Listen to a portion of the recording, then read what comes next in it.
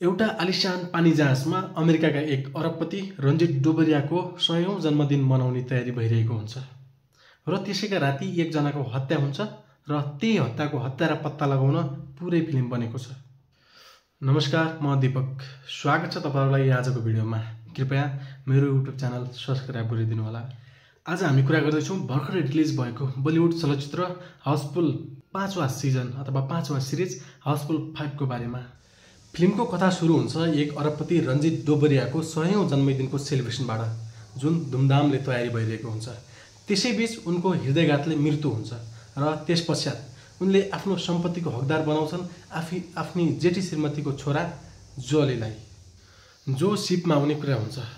त्यसपश्चात उनकी कान्छी श्रीमतीपट्टिका छोराले उनीहरूलाई स्वागत गर्छन्। तर कथामा ट्विस्ट के छ भने त्यहाँ सक्कली जोली नभएर तीनवटा नक्कली जोलीको प्रवेश हुन्छ। अब मुख्य कहानी सुरु हुन्छ। तीनवटा जोली मध्ये असली जोली को हो भनेर कान्छी श्रीमतीपट्टिका छोराले डीएनए टेस्ट गर्न लगाउँछन्।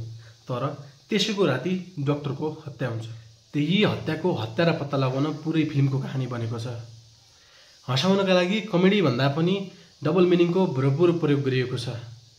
एडल सिनहरू त्यत्तिकै प्रयोग गरिएको छ। फिल्ममा सबैको भूमिका र रोलको टाइमिङ एकदमै राम्रो छ। यति धेरै कलाकारलाई म्यानेज गर्न सक्ने भएर नै होला यो सिरिजको नाम हाउसफुल राखिएको।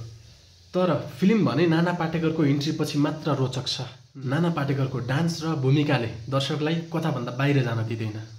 अन्त्यमा नाना पाटेकरले नै डाक्टरको हत्यारा पत्ता लगाउँछन्। हत्यारा अरू कोही नभएर उनै अरबपति रञ्जित डोबरियाकी कान्छी श्रीमतीपट्टिका छोरा हुन्छन्। उनलाई पछि अभिषेक बच्चनले पनि साथ दिन्छन्। अन्त्यमा असली जोली बबी देओलको इन्ट्री हुन्छ।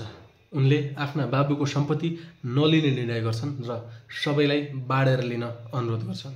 कान्छी श्रीमतीपट्टिका छोरा र अभिषेक बच्चन जेलमा जान्छन्। उता निलम्बित प्रहरी बिडो र बाबा पनि फेरि काममा जोइनिङ हुन्छन् र सबैजना आफ्नो परिवारसँग खुसीसँग बस्छन् अनि कथा समाप्त हुन्छ।